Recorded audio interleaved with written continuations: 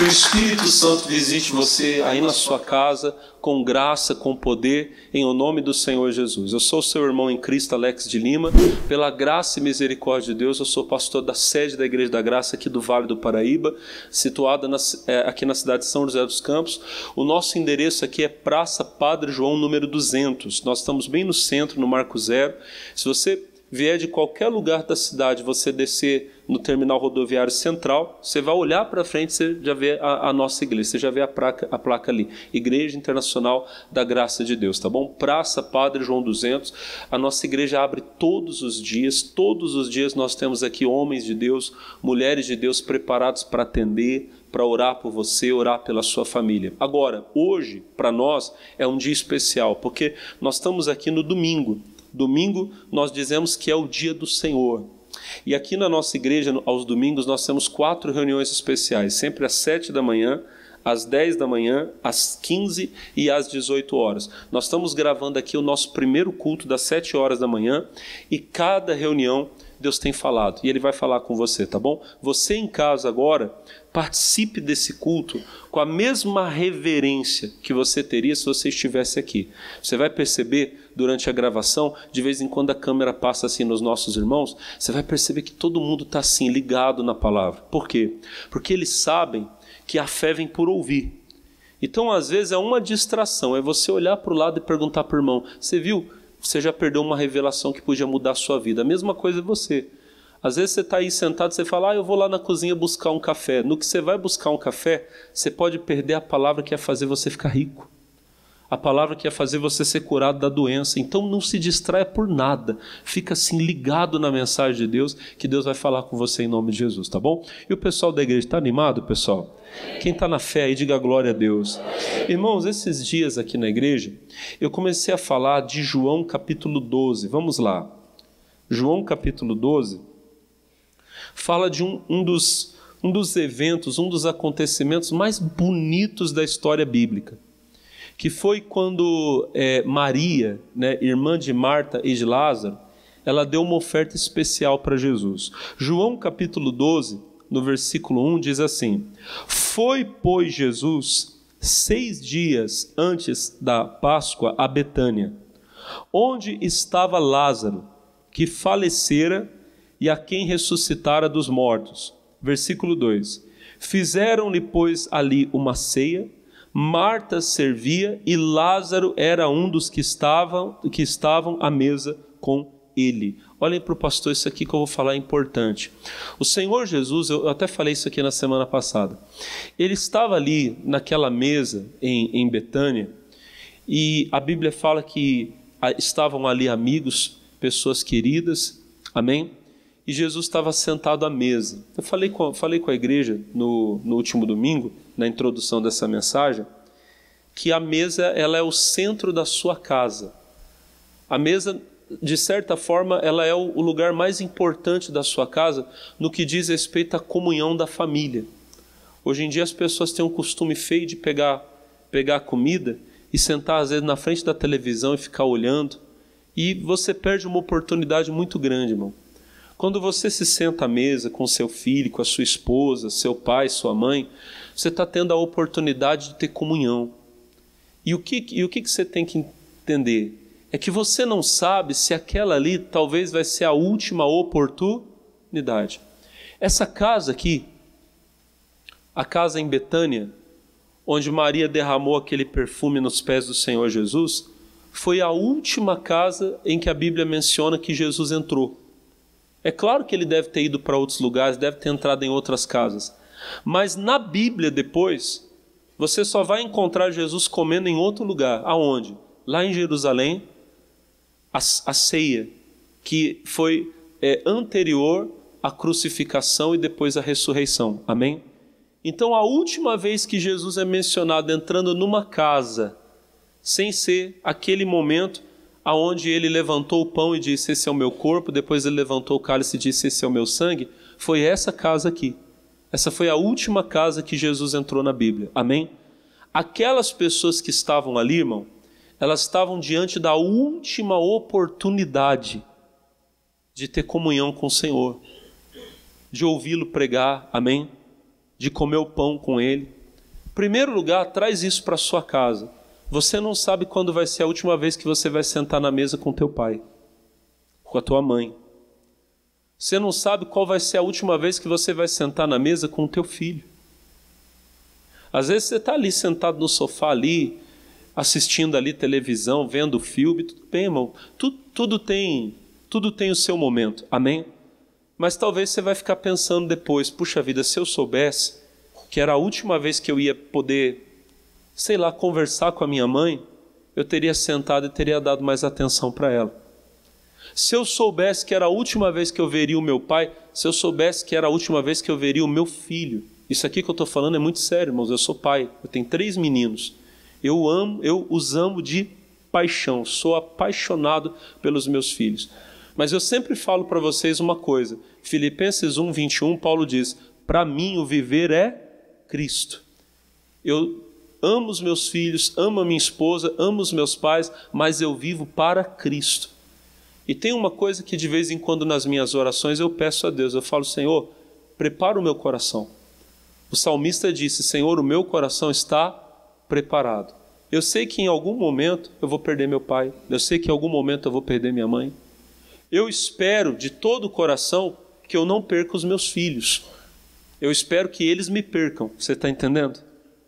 Porque a ordem natural da vida a gente pensa que é assim, né? Que nós vamos envelhecer, que nós vamos partir e os nossos filhos vão nos sepultar. Isso é o que eu espero, não é o que vocês esperam, meus irmãos? Mas às vezes a ordem natural da vida é quebrada. Eu não vou perguntar aqui, mas tem irmãos aqui que passaram pela dor de sepultar um filho. Você esperava que você ia ver seu filho casar, que você ia ver ele te dar netos, talvez isso não aconteceu. Seu filho partiu jovem, sua filha partiu jovem. Por que eu estou falando isso para você? Isso é uma tragédia? Mas é a vida. Amém? Às vezes, a gente até chega a falar com Deus, Deus, por que o Senhor permitiu uma coisa dessa? Por que o Senhor fez essa maldade? Às vezes não é maldade não, irmão. Você sabe que lá nos primórdios, antes do tempo do dilúvio, a Bíblia mostra que os homens tinham uma longevidade, eles viviam muito. O nosso primeiro pai, o Adão, ele viveu mais de 930 anos, imagina. E tiveram descendentes dele que viveram mais do que ele. Teve um descendente de Adão chamado Matusalém, que ele viveu 969 anos, viveu quase 1000 anos. É muito tempo para nossa, vamos dizer assim, para nossa compreensão. Só que o pai do Matusalém foi um homem que a Bíblia diz que andou com Deus, chamado Enoque. Amém? E a Bíblia diz que o Enoque, o pai do Matusalém, ele viveu 360 e poucos anos.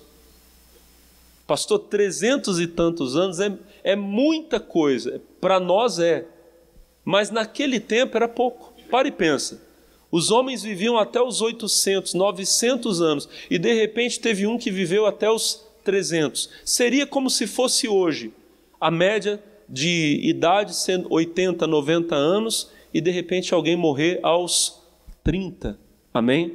Hoje em dia, irmão, quando alguém vai embora na casa dos 30 anos, o que você fala? Meu Deus, mas tão o quê? Tão novo, tão jovem. É verdade ou não é? Aí você pode pensar, Deus, por que o Senhor fez isso? No caso do Enoque, a Bíblia diz que ele andou com Deus e Deus para si o tomou. O Enoque era tão amigo de Deus, ele era tão próximo de Deus, que Deus falou, Enoque, eu não vou deixar você ver o que vai acontecer não. A coisa estava muito feia. O pecado estava aumentando cada vez mais. Amém, irmão? E Deus livrou ele daquela maldade. Deus para si o tomou. Talvez Deus possa amar tanto uma pessoa, Deus possa querer tanto uma pessoa perto dele, que traga essa pessoa para si antes do tempo que para nós seria normal. Para nós vai ser uma tragédia. Mas Deus estava apenas recolhendo um amado. Quem está entendendo, diga glória a Deus. Uma senhora uma vez contou para mim, não vou falar em qual cidade foi, mas ela tinha essa mágoa no coração. Ela mostrou para mim a foto da filha, uma moça linda, pessoal, jovem, e ela disse para mim, pastor, me explica. A minha filha, ela falou para mim, falou assim, pastor, a minha filha foi a pessoa mais de Deus que eu conheci, palavras dela. Minha filha ia todo culto na igreja, evangelizava, tinha ministério, tinha isso, tinha aquilo, cantava. Era linda minha filha, pastor. Estava na faculdade e de repente aconteceu uma tragédia, minha filha partiu. Ela disse, pastor, eu não aceito. Eu falei para ela, falei assim, minha irmã, a senhora deve, eu sei que é duro o que eu vou falar, mas a senhora devia se alegrar. A sua filha foi tão amada de Deus, ela viveu para Cristo, que Deus para si a tomou. E a senhora deu para Deus a maior oferta que a senhora poderia ter dado, deu a vida dela. Amém? Então, irmãos, como eu digo para você, eu espero que no meu caso, a vida siga o curso natural, que eu envelheça, se o Senhor não voltar na minha geração, que eu acho que tem uma chance muito grande dele voltar. Amém, pessoal? De nós sermos a geração do arrebatamento, se for a vontade de Deus, a ele seja a honra, seja a glória. Amém? Apesar de que na minha compreensão, se nós formos a geração do arrebatamento, nós vamos passar pela grande tribulação. Então tem irmão que talvez não goste muito da ideia. Mas deixa isso aí para um outro culto. Mas a questão é, se for para seguir a ordem natural da vida, eu espero que eu vou envelhecer, vou partir e meus filhos vão me sepultar. Mas pode ser que aconteça diferente. Na casa de alguns irmãos aconteceram. Irmão, você não sabe qual será a última vez que você vai poder sentar na mesa com alguém que você ama. Então não perca a oportunidade. Amém? A mensagem que eu quero dar para você hoje é essa. Não perca a oportunidade de fazer algo para quem você ama. Irmão, e não perca a oportunidade de fazer algo para Deus. Não perca a oportunidade do arrependimento. Irmão, aquela foi a última vez que Jesus esteve naquela casa sentado na mesa. Você não sabe, irmão, se esse aqui vai ser o seu último culto. Não estou desejando mal de ninguém. Eu quero muito que você esteja aqui domingo que vem. Amém? Quero muito que você termine a campanha. Quero muito tomar Santa Ceia com você mês que vem. Se Jesus me deixar aqui 10 anos, 20 anos nessa cidade, daqui 20 anos eu quero ter todo mundo aqui. Amém? Mas é provável que não terei. Que algum irmão, alguma irmã parta no decorrer dessa vida. Amém? E o que eu estou falando para você? Estou pregando derrota? Estou pregando fracasso? Não. Eu estou dizendo para você, se prepare. Você não sabe quando você vai se encontrar com o seu Senhor. E se você está aqui hoje, irmão, vivendo uma vida de pecado, desobedecendo a Deus, desonrando a Deus, você frequenta a igreja, mas lá no seu escondido, na sua intimidade, você tem desobedecido a Deus. Se você tem uma vida dupla, irmão, Deus não vai quebrar o galho de ninguém. Se hoje você está aqui e fosse seu último culto e você soubesse, não tem como eu saber, não tem como você saber. Mas se você soubesse, irmão, que vai terminar esse culto, quando esse culto acabar, você vai encontrar com Jesus. Se você soubesse, eu pergunto a você, como é que seria esse culto para você? Tem irmãos que dizem, pastor, misericórdia, esse culto para mim ia ser o culto das lágrimas. Pastor, eu ia cair de joelho aqui agora, eu ia confessar um monte de pecado, porque eu estou vivendo errado. Então eu digo a você, não perca essa oportunidade. Porque você não sabe se esse é seu último culto, se é a última chance, se é a última visitação que você vai ter. Amém, irmão?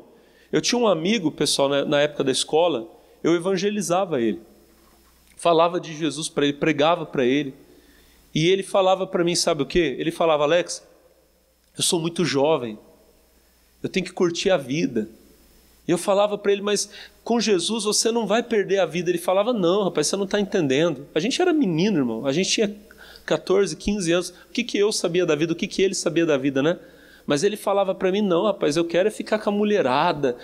Aí ele dizia para mim assim, um dia, quando eu estiver bem velhinho, e não aguentar pecar mais, e uma coisa que os irmãos e as irmãs aqui sabem do que eu vou falar agora, é que essa é a maior mentira, né, pessoal? Que você fica velhinho e você não tem mais força para pecar. Você que está aqui, que tem um pouquinho mais de idade, fala a verdade, se você quiser pecar, você tem muita força para pecar, tem ou não tem? Ah, pastor, o vô dos 80, dos 90 anos não tem mais força para pecar. Que não tem, irmão, que não tem. O que mais tem aí é vô que fica na rua aí, passa a moça bonita, ele fica lá olhando, lá em casa. Sem falar que tem uns vô aí que de força dá... deixa os novinhos, né, irmão?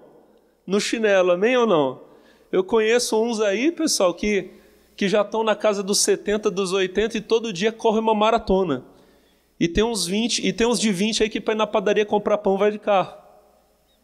Olha para o irmão e fala assim, ainda bem que não é você. Então, mentira essa história de que fica velho e não tem mais força para pecar, irmão. Besteira isso aí. Agora, voltando lá para o meu amigo. O meu amigo, ele dizia, não, um dia eu vou ficar bem velhinho, quando eu não aguentar mais pecar, eu vou para a igreja. Esse meu amigo, irmão, entrou no carro, a porta do carro estava aberta e ele não sabia. E ele não estava usando cinto. Ele foi fazer uma curva, perdeu o controle, a porta abriu, ele caiu para fora do carro. E ele acho que não chegou a fazer 20 anos de idade. Garoto. Amém, irmão? E eu falava de Jesus para ele, e ele dizia, um dia quando eu ficar velhinho, eu não sei, você não sabe. Então não perca hoje a oportunidade de se arrepender. Pode ser, o nosso pastor Jaime tem um hino que ele diz, pode ser o seu último culto. Que você tenha muitos, amém, irmão? Que nós possamos ficar muitos anos aqui louvando e adorando a Deus. Mas se for hoje o seu dia, Jesus pode hoje não voltar para buscar a igreja dele, mas ele pode voltar para buscar o Alex, ele pode voltar para buscar você. Se arrependa em nome de Jesus. Não perca a chance de abandonar o pecado, de confessar o pecado, de renunciar à maldade. Amém? O Senhor está à mesa. Olha para o irmão e fala, o Senhor está à mesa. Fala assim, não perca a oportunidade. Amém? Agora, olha para mim. A oportunidade não é só de se arrepender. A oportunidade não é só de confessar o pecado, de abandonar o pecado. E mais uma vez, se alguém precisa fazer, faça. Mas é a oportunidade, irmão, de fazer algo para Deus. De servir a Deus. Todo mundo estava sentado naquela mesa. E aí, de repente, vem ela. Versículo de número 3. Então Maria, tomando uma libra de unguento de nardo puro, de muito preço, ungiu os pés de Jesus e enxugou-lhe os pés com os seus cabelos. E encheu-se a casa do cheiro do unguento. A libra, pessoal, para nós é um pouco estranho falar, porque nós não usamos. Tem algumas medidas na Bíblia que a gente não usa mais, né? A Bíblia fala de metreta, a Bíblia fala de côvado, né? Libra. São medidas que a gente não usa mais. Eu fiz uma pesquisa e eu vi que uma libra é mais ou menos, parece que é quase meio litro.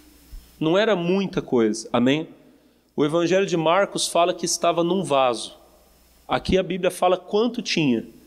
Maria tinha um vaso, e nesse vaso era um vaso de alabastro, e dentro dele tinha mais ou menos meio litro, quase 500 ml de nardo puro, amém?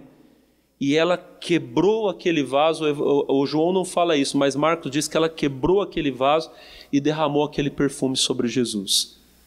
A Bíblia vai dizer para nós, através do ladrão aqui, do traidor do Judas, o preço que aquele perfume valia. Versículo de número 4.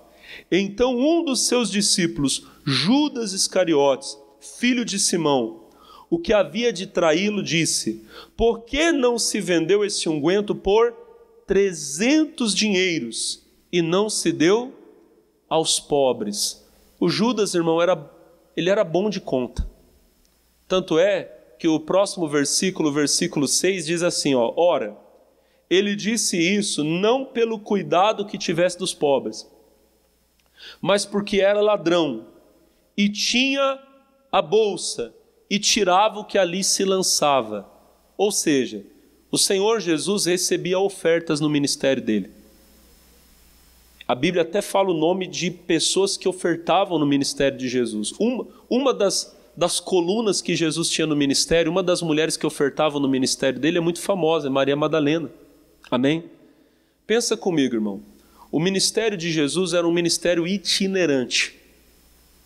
Ele viajava de cidade em cidade. Ali naquela região eram mais de 200 cidades que haviam.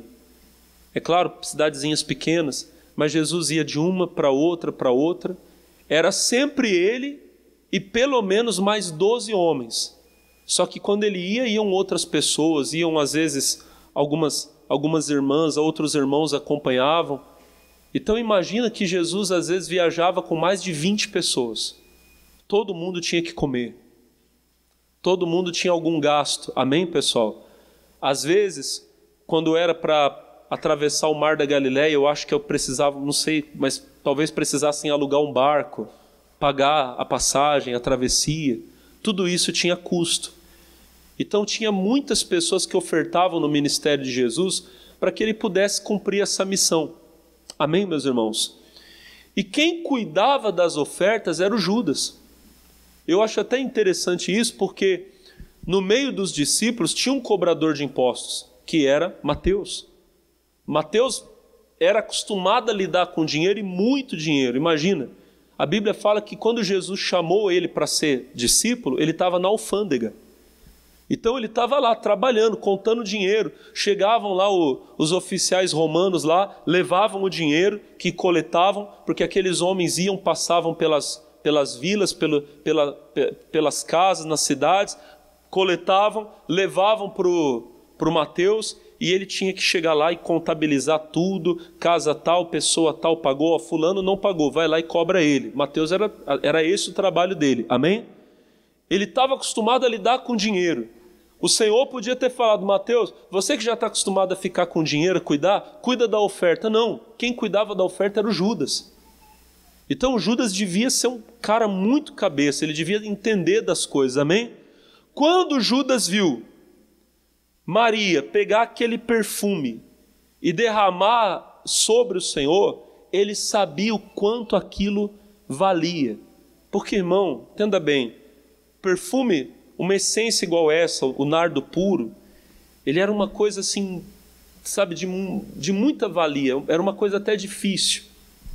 Normalmente as moças, elas tinham o costume de começar a comprar desde bem novinhas, quando uma menina deixava de ser menina e passava a ser mulher, os irmãos e as irmãs entendem o que eu estou falando, quando ela ia começar a se preparar para o casamento, ela já ia comprando um pouquinho. Toda vez que ela tinha oportunidade, ela ia, comprava e guardava. Aquilo seria para o dia mais importante da sua vida, para o dia do seu casamento, amém? Ela ia ter aquilo para se perfumar para o seu marido, para o seu esposo. Então eu não sei quantos anos a Maria tinha, se ela tinha 18, se ela tinha 20, mas ela estava ali, guardando aquilo há muito tempo. A Bíblia fala, o Judas falou: por que não se vendeu por 300 dinheiros? Um dinheiro ou um denário era o pagamento de um dia de trabalho. O trabalhador, o jornaleiro, o que ganhava por jornada, ele ficava lá na praça, de manhãzinha, ele levantava lá 4 horas da madrugada, ele ia para a praça, e aí passava lá o dono de uma terra grande e falava: estou precisando de 3 para trabalhar na lavoura, quem chegou primeiro? Eu cheguei primeiro, então vem. Aí ele ia, trabalhava até um determinado horário, chegava no final do dia, já era o acerto de contas. Você trabalhou de que hora a que hora? Trabalhei um dia inteiro, então pega aqui, toma. Era o salário de um dia, amém? Aquele perfume custava mais ou menos, na conta do Judas, 300 dias de trabalho. Irmão, se você for pensar em dias úteis, o judeu guardava o sábado, Antigo Testamento. Então você já desconta, você pega ali 6 dias de trabalho, tira, e se você ainda for pensar nos outros feriados, Páscoa, Pentecostes, amém? Que eram dias que não se trabalhava, eram mais ou menos 300 dias úteis no ano. Era como se fosse um ano útil de trabalho. Maria foi e derramou aquilo aos pés do Senhor. Aquilo valia muito, aquilo era algo precioso. Diga a glória a Deus. E como eu disse para você, lendo aqui na palavra, o Judas não gostou. Para ele aquilo foi um desperdício. Eu queria explicar para você uma coisa importante antes de chegar na parte que é para nós aqui hoje a maior lição da mensagem de hoje. Não espere que o mundo, que os carnais entendam aquilo que você faz para Deus. Tem gente que para ela o que você está fazendo aqui agora é loucura. Você levantar, irmão, tem gente aqui que quando acordou hoje estava escuro, estava frio, você estava no melhor do sono, você deixou a cama, colocou a roupa, teve gente que tomou banho, estava frio, mas você entrou lá. E você fez tudo isso para quê? Para quem? Foi para o Alex? É claro que não. Foi para esse irmão que está do teu lado aí, essa pessoa linda, abençoada. Foi para ela te ver? Foi para isso que você fez? Irmãos, todos que estão aqui por causa do Senhor. Irmãos, eu estou aqui por causa do Senhor. Ainda que você possa dizer assim, pastor, mas o senhor não está trabalhando? Estou. Mas eu digo para você, se fosse por uma questão de trabalho, como algumas pessoas pensam, eu não estaria aqui. Eu estaria fazendo outra coisa da minha vida. Bem jovem eu já entendi isso. Tanto é que quando eu me converti, eu via o meu pastor, e eu via a renúncia dele, a dedicação, todo dia na igreja, trabalhando. Amém, pessoal? E eu fui levantado obreiro muito jovem, muito cedo. E, infelizmente, irmãos, os irmãos que estão aqui há mais tempo, os obreiros, todo mundo que está aqui vai entender o que eu estou falando. O que eu estou falando aqui, pessoal, não é escândalo. Tomara que não seja escândalo para ninguém. Mas quando eu fui para a igreja, quando eu me converti, eu tinha a ideia de que todo mundo na igreja era perfeito. Amém? Santo todos são, porque santo é aquele que é separado para Deus. Eu estou pregando para uma congregação de santos aqui hoje. Homens e mulheres que são separados para ser do... Agora, ser santo é uma coisa, ser perfeito é outra. Nós estamos sendo aperfeiçoados através da maturidade do nosso crescimento espiritual. Amém? E eu achava, irmão, que eu ia para a igreja e que eu não ia ver na igreja uma fofoca, que eu não ia ver na igreja. E me surpreendeu quando eu cheguei na igreja e eu vi essas coisas. E uma coisa que me doía muito era quando eu ouvia, e eu vi algumas vezes, poderia dizer talvez até muitas vezes, eu vi muitas vezes pessoas criticando o meu pastor. Obreiros, amém? A gente estava ali fazendo o serviço da igreja e eu vi irmãos falar assim, não sei, esse pastor parece que não tem visão. E eu falava, meu Deus, como é que pode? Meu pastor só fazia obra, ele só vivia para Cristo. Amém? Era sábado, era domingo, ele estava na igreja o dia todo, amém? Trabalhando, cuidando, fazendo visita. Eu fazia visita com ele.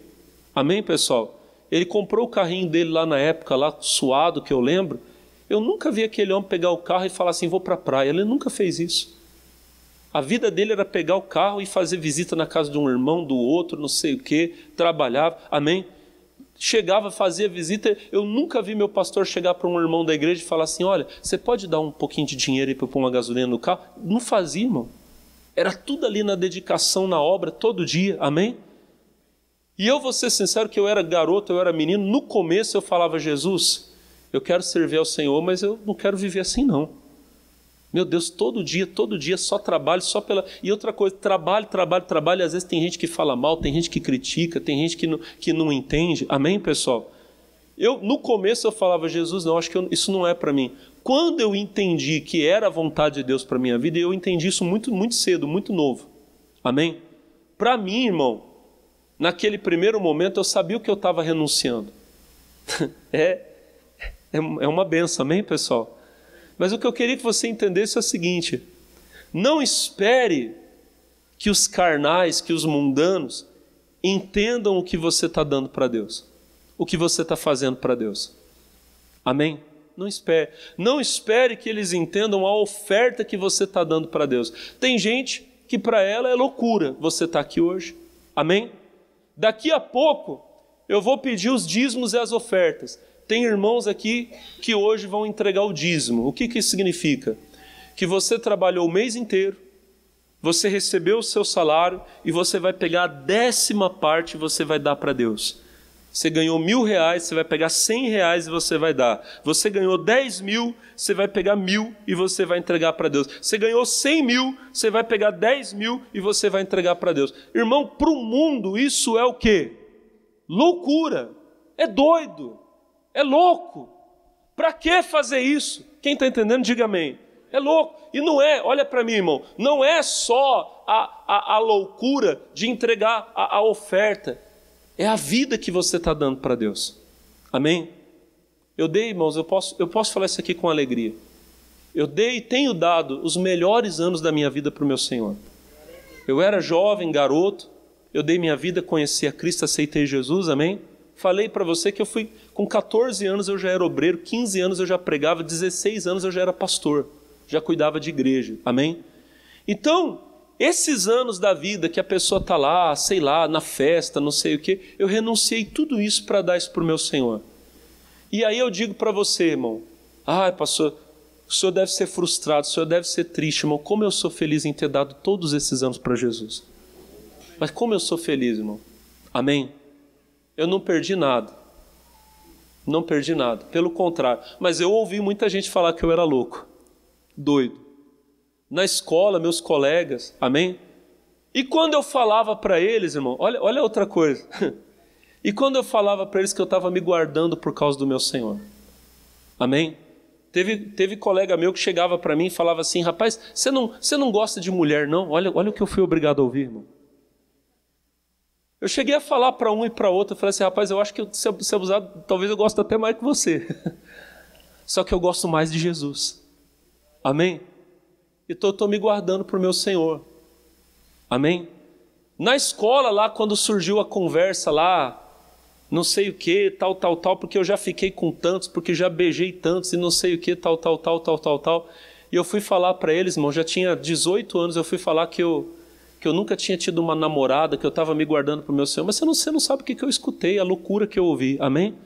Para o mundo é loucura. A Bíblia fala isso. A primeira carta de Paulo aos Coríntios, no capítulo 1, no versículo 18, a Bíblia diz, olha só que coisa linda, porque a mensagem da cruz, 1 aos Coríntios, capítulo 1, versículo 18, porque a palavra da cruz é loucura, olha que bonito está escrito ali, ó, porque às vezes trava ali dentro, meu irmão, ou então às vezes o irmão vai tomar um café, não está tomando café não, está ali mesmo, ó. Obrigado, desculpa a brincadeira, porque a palavra da cruz é loucura para os que perecem. Tem moças aqui na igreja que estão se guardando para Deus. Tem rapazes aqui na igreja que estão se guardando para Deus. Que fizeram um voto com Deus. Senhor, eu não vou ser tocada, não vou ser tocado até o dia que eu me casar. E para o mundo hoje isso é o quê? Para o mundo isso hoje é o quê? Loucura. Amém, irmão? Loucura. Uma moça jovem, em plena, na força da juventude, no auge, vamos dizer assim, da sua beleza, e ela dizer que vai se guardar para o casamento, que vai se entregar apenas para o seu marido, para o mundo isso é o quê? Loucura. Mas a Bíblia diz, para nós que somos salvos, porque a palavra da cruz é loucura para os que perecem, mas para nós que somos, é o poder. Esse é o poder que Deus nos deu, de renunciar ao pecado, amém, meus irmãos? Eu posso falar para você, pessoal, isso aqui eu falo para a glória de Deus, para que o nosso Senhor seja glorificado. Eu posso falar para você com alegria, que a primeira vez que eu fiquei sozinho com a minha esposa, como marido dela, depois que nós nos casamos, eu pude segurar nas mãos dela, pessoal, quando a gente ficou sozinho pela primeira vez, eu pude segurar nas mãos dela e orar e falar, Senhor, obrigado. Hoje nós estamos dando um presente um ao outro, mas nós estamos dando para o Senhor também. Porque eu nunca toquei numa mulher até esse momento e ela nunca tocou no homem. Nós dois nos guardamos um para o outro, mas nós dois nos guardamos para o... Eu tive essa alegria. Quem está entendendo, diga amém. Para o mundo é loucura, mas eu fiz isso para Deus. Irmão, não espere que o mundo entenda. Sabe por quê? Porque as pessoas do mundo, elas estão influenciadas pelo pensamento do diabo. O anticristo virá. O palco, na verdade, já está quase que todinho preparado. O mundo já está assim, sabe, todo no jeito para a hora que esse personagem virá, que ele vai se manifestar. Em breve ele virá. Amém? Mas a Bíblia diz que o espírito dele já age no mundo, o espírito do anticristo.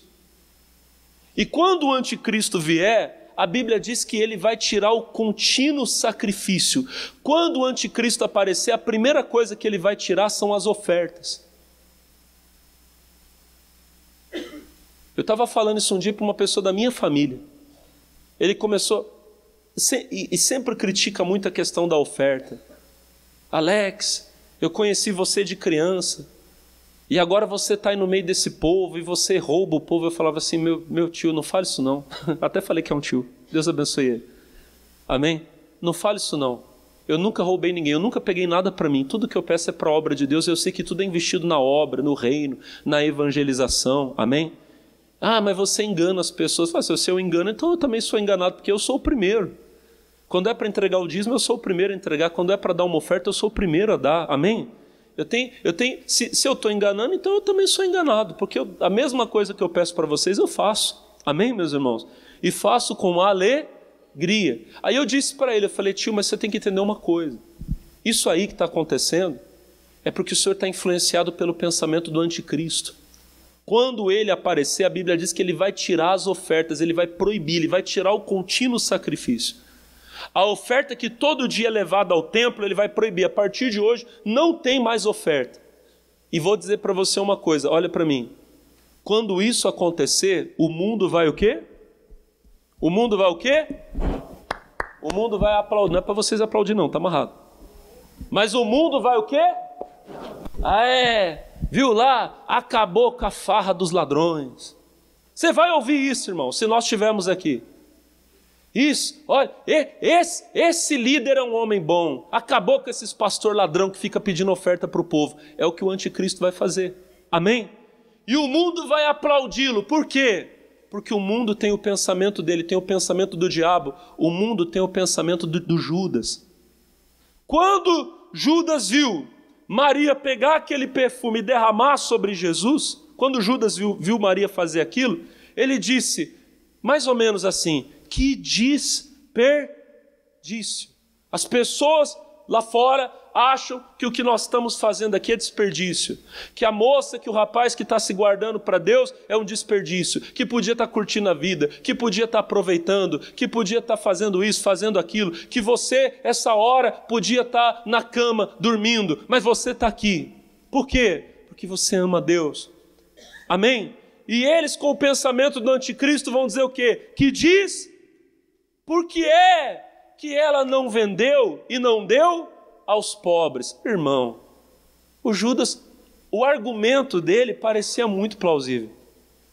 Parecia até muito mais coerente. Imagina, ela pegou o salário de um ano dela de trabalho, coisa que ela devia estar guardando há anos. Ela recebia um dinheirinho, ia lá, comprava e guardava o nardo. E um dia ela pegou em questão de minuto, e ela derramou tudo aquilo sobre Jesus, entregou para Jesus. Imagina, o dinheiro de anos, de uma vida, presente que um dia talvez seria para o seu marido, ela pegou e derramou sobre o Senhor. E o Judas dizendo, olha, quantos pobres ela poderia alimentar. Mas o Judas não estava preocupado com pobre nenhum, irmão. O único pobre que ele estava pensando era nele, pobre diabo, pobre miserável era ele. Era o único. O Senhor fala, versículo de número 6, o João escreveu, ele disse isso não pelo cuidado que tivesse dos pobres. Irmão, tem um monte de gente por aí que tem essa coisa. É o pai dos pobres. Não está preocupado com pobre nenhum, irmão, só está preocupado com o próprio bolso. Um monte, não estou falando de ninguém específico não, tem um monte, amém, irmão? Pastor, uma vez uma pessoa falou para mim assim, pastor, essas casas aí de feitiçaria, né? Espiritismo, os irmãos estão entendendo o que eu estou falando. Mas pelo menos eles fazem um trabalho bonito. Eles fazem muito trabalho social. Eu falei assim, irmão, é uma besteira tão grande que você está falando. Porque é muito fácil, irmão, eu ir lá na tua casa, te roubar. Amém? Imagina, eu entro na tua casa, eu roubo todo o teu salário. E aí depois você vai lá na minha porta e você fala, você tem um pão para me dar? E eu te dou um pão. Aí você fala, olha, como ele é bonzinho, como ele é generoso, como ele é caridoso. Irmão, o espírito que está lá naquele lugar é o espírito que faz as pessoas viverem na pobreza. Amém, pessoal? Que saqueia as pessoas, que faz as pessoas viverem na miséria. É muito bonito, eu roubo você e depois te dou um pão e você acha que eu sou bom? Eu sou bom, irmão? O espírito que está lá naquele lugar é o que faz a pessoa não ter condição de trabalhar, não ter saúde, viver uma vida de miséria, de mediocridade. Quem está entendendo, diga amém. E aí depois dá uma cesta básica lá, ai que bonito. Não é bonito, irmão. Bonito é você fazer o que Jesus fazia. Ele pegava a pessoa caída e levantava a pessoa. Aquela pessoa não precisava de mais ninguém, agora ela podia trabalhar. Tem gente que quando chegou aqui na igreja, irmão, não tinha vida. Jesus levantou você hoje, você não depende de mais ninguém. A Bíblia diz, você não vai pedir emprestado para ninguém, você vai emprestar a muitos. Isso é obra de Deus.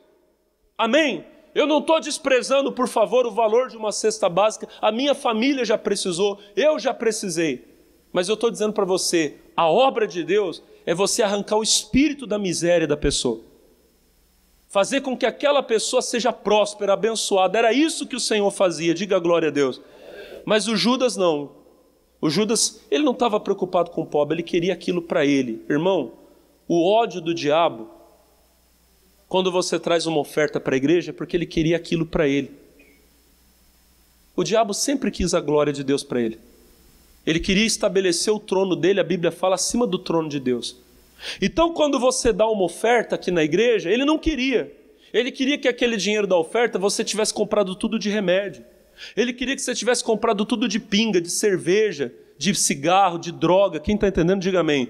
Que você fosse para uma balada e se prostituísse. Era isso que ele queria. O que você dá para Deus, ele queria que fosse dele. Amém? O Judas, ele ficou com raiva porque ele não amava Jesus. Então ele queria que aquele dinheiro fosse para o bolso dele. João escreveu, ele não estava preocupado com pobre nenhum, ele era ladrão, ele levava a bolsa e ele pegava o que ali se lançava, ele queria para ele. Agora olha a resposta de Jesus, versículo de número 7. Disse, pois, Jesus, deixai-a, olha o que o Senhor fala agora, para o dia da minha sepultura, guardou isso. Irmão, quando é que uma pessoa é sepultada? Quando, irmãos? A resposta mais fácil do mundo, quando ela morre. Jesus disse, ela guardou isso para o dia da minha sepultura, mas Jesus estava vivo. Irmão, não espera alguém morrer para você dar algo para ele. Não espera teu pai morrer para você ir lá no caixão e falar, pai, eu te amo, você é a pessoa mais importante da minha vida. Jesus passou dias e dias falando, eu vou morrer. Eu vou para Jerusalém, eu vou ser entregue. Irmão, a cruz não foi um acidente. A cruz era o projeto de Deus. Jesus veio ao mundo para morrer por nós. E ele deixou isso claro muitas vezes. Ele falou para todo mundo, amém, irmão? E vou dizer para você, antes de ir para Jerusalém, a Bíblia fala que isso aqui aconteceu 6 dias, uma semana antes da Páscoa. Jesus já tinha avisado, daqui a alguns dias eu vou para Jerusalém e eu vou morrer. As pessoas que estavam ali sabiam que eles estavam nos últimos dias com o Senhor. E a única pessoa que foi, pegou e fez algo assim foi Maria. Jesus disse, ela fez isso para o dia da minha sepultura. Versículo 8, os pobres, sempre os tendes convosco, mas a mim o quê? Nem sempre me tendes. Gente, pula comigo rapidinho para Lucas capítulo 24. Se você quiser abrir a Bíblia, pode abrir. Se você é bom de Bíblia, se você abre rápido, se não, lê comigo aqui, ó. Capítulo 24, versículo 1. Presta atenção que isso aqui que você vai ouvir é muito forte. Lucas 24, 1. E no primeiro dia da semana, muito de madrugada, foram elas ao sepulcro. Olhem para mim. Maria, irmã de Marta e de Lázaro, ela não estava aqui. Outras irmãs, mulheres, que amavam a Jesus, foram. O Senhor morreu, amém? Foi sepultado, quem conhece a história? Falei bastante há um tempo atrás, foi sepultado, diga amém. O corpo foi colocado no sepulcro. Essas mulheres amavam a Jesus. Nenhum discípulo estava com Jesus quando ele estava na cruz. Só João apareceu por ali. Mas ainda assim João foi embora antes. Quem ficou com Jesus até o final foram essas mulheres. Quem se preocupou de saber onde o corpo iria ser colocado foram elas. Amém? E no domingo de manhã, antes do sol nascer, essas mulheres levantaram para ir ao sepulcro. Para quê? Versículo 1. Levando o que, igreja? Levando o que? Especiarias que tinham o que, pessoal? Elas levaram especiarias. Essas mulheres também tinham perfumes que elas tinham preparado. E elas queriam entregar para quem, irmãos? Para quem que elas queriam entregar? Elas queriam colocar sobre o corpo de quem? Olha para mim. Isso aqui é uma oferta. Quem concorda comigo, diga amém. Olha para o irmão e fala assim: uma oferta que Jesus nunca recebeu. Por quê? Versículo 2. E acharam a pedra do sepulcro removida. 3. E entrando, não acharam o corpo do Senhor Jesus. 4.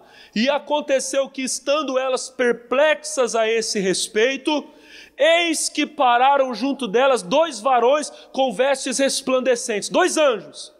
E estando elas muito atemorizadas e abaixando o rosto para o chão, eles disseram: por que buscais o vivente entre os mortos?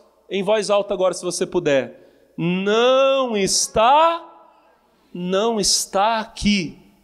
Irmão, elas foram levar uma oferta, mas a pessoa que recebia a oferta não estava mais ali para receber.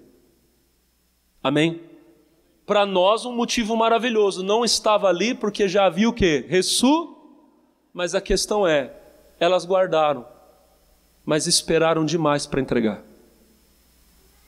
Tem gente que não, eu não sei o que ela está esperando. Está esperando o pai morrer, está esperando a mãe morrer para pedir perdão, para se reconciliar. Não espera não, irmão.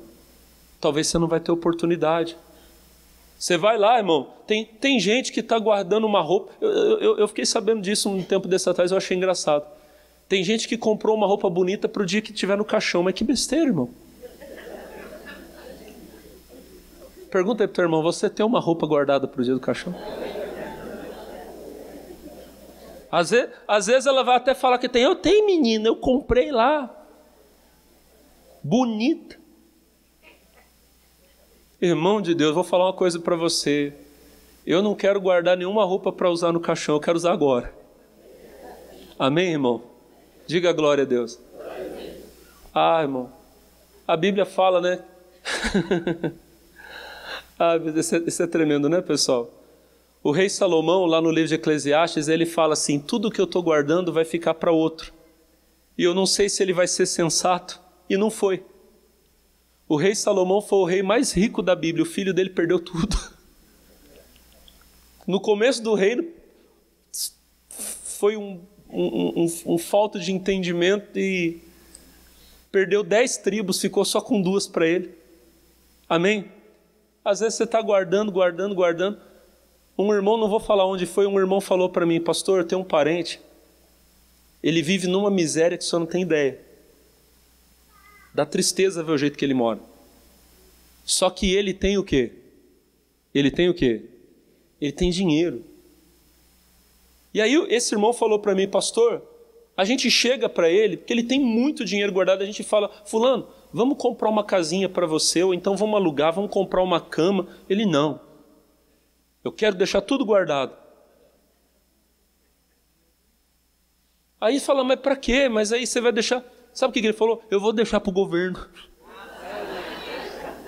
Pergunta aí para o teu irmão: você quer deixar alguma coisa para o governo? Deixar alguma coisa para o companheiro? Vai deixar alguma coisa?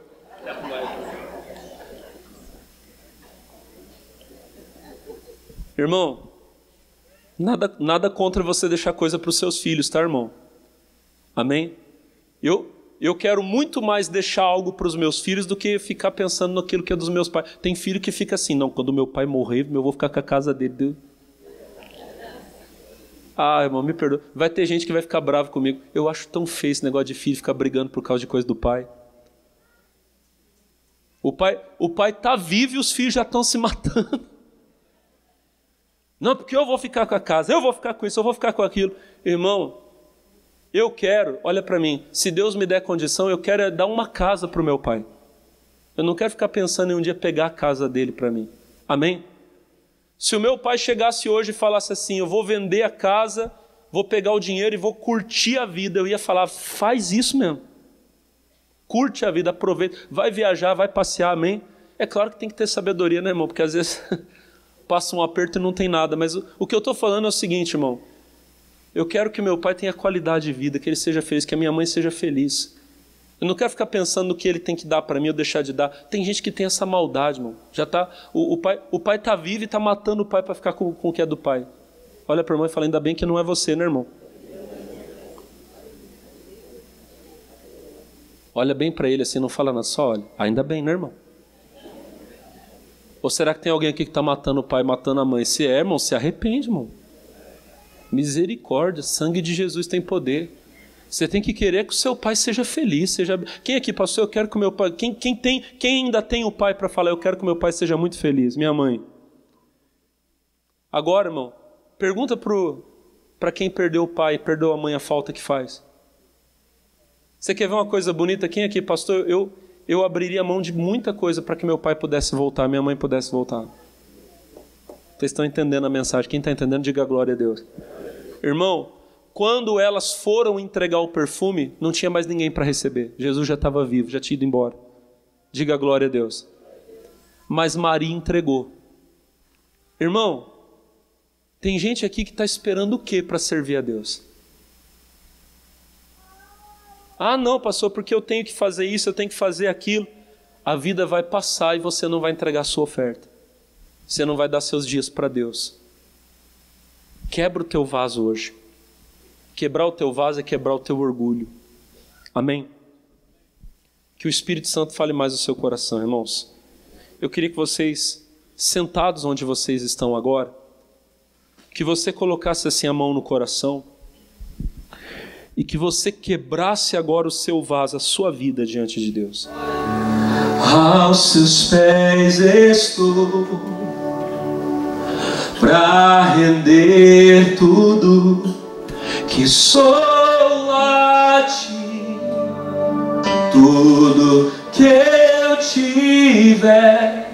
Receba, Senhor, receba aqui, Senhor, meu perfume, minhas lágrimas que vão cair,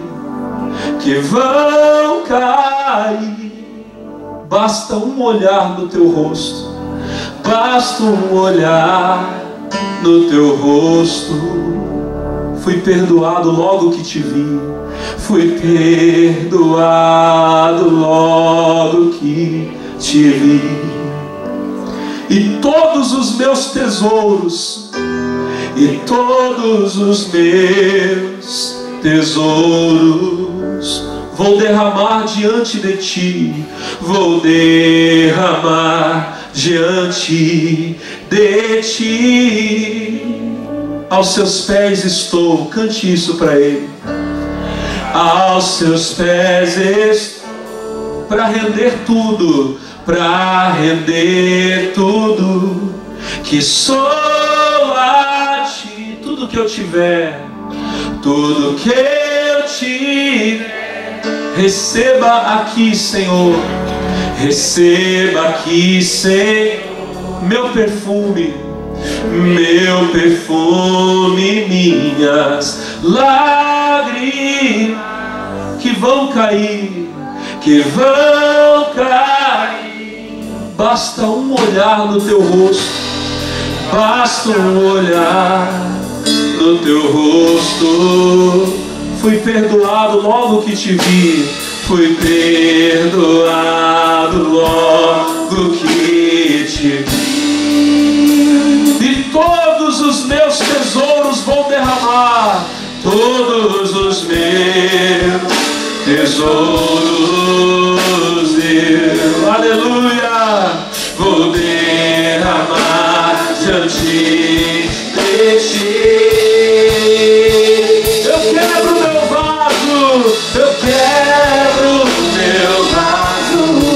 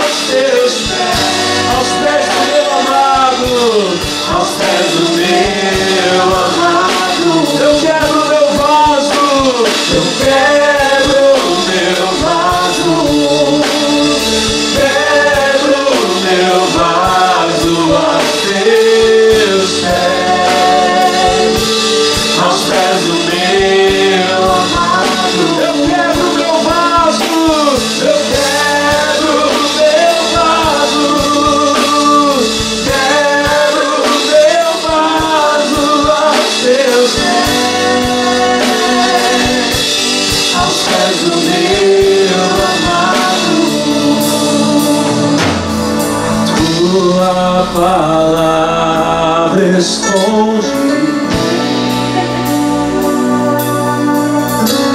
guardada no meu coração, pra eu não pecar contra ti, pra eu não pecar contra ti, Senhor. A tua palavra escondi, minhas vestes no sangue lavei, minhas vestes no sangue lavei, e das tuas águas eu bebi, e das tuas águas bebi, pra ser uma oferta agradável a ti, pra ser uma oferta agradável a ti. Minha vida a ti consagrei, minha vida a ti consagrei. Meus dons e talentos são para te servir, meus dons e talentos são para te servir. Meus dons preciosos, meus dons preciosos são meus. Não vejo razão, não vejo razão na minha vida. Tu és meu Senhor, tu és meu Senhor e meu Rei. Assim como o fogo, declare, assim como o fogo refina,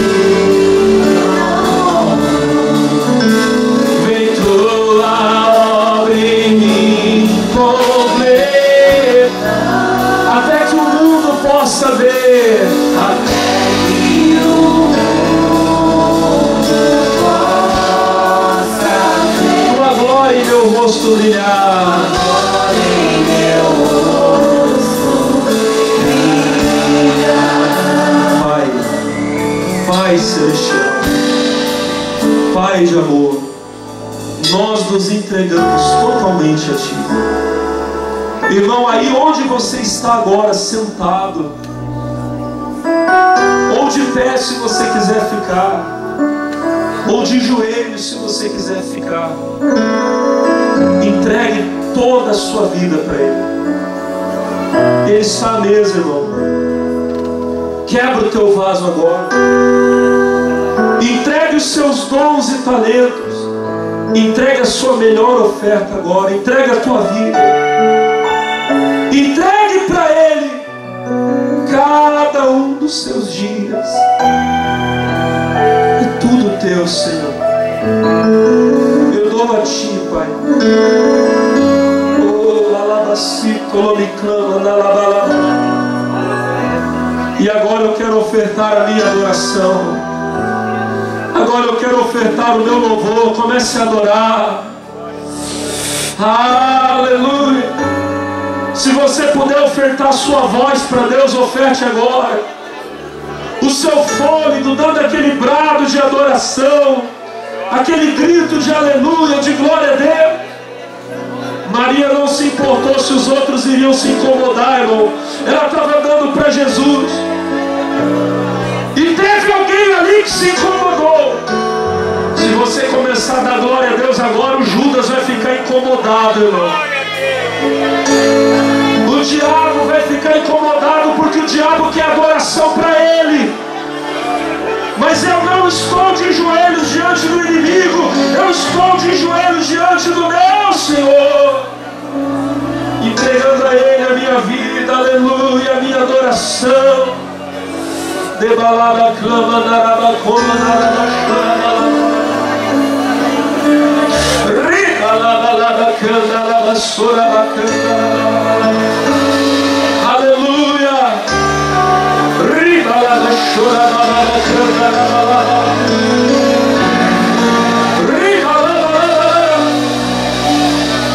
se você quiser pode ficar de pé agora, toda a igreja. Se levante as mãos e comece a dar glória. Comece a dar glória com força. Isso, aleluia.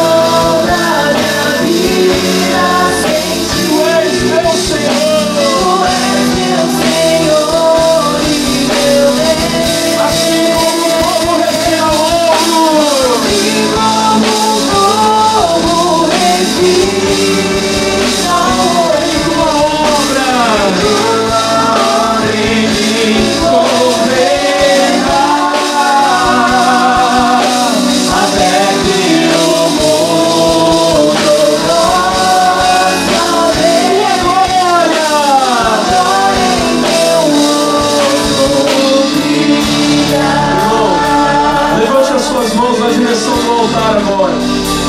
Eu declaro que o brilho do Senhor está sobre você. E que a sua casa verá o brilho de Deus em você. A sua família verá o brilho de Jesus na sua vida. Você vai brilhar no seu trabalho. Onde você for. Aleluia. Irmão, essas mãos que você está levantando agora, com ela, você vai prosperar para a glória de Deus. Essas mãos que você está levantando, você vai colocar sobre o doente e ele será curado. Você vai colocar essas mãos sobre o endemoniado e o demônio vai sair. Você vai brilhar para a glória de Deus. Então não se esconda, não. A luz não é para esconder, a luz é para brilhar. Brilhe. Aleluia. Seja curado, seja abençoado, em nome de Jesus. Aleluia, aleluia, aleluia, aleluia. Diga glória a Deus.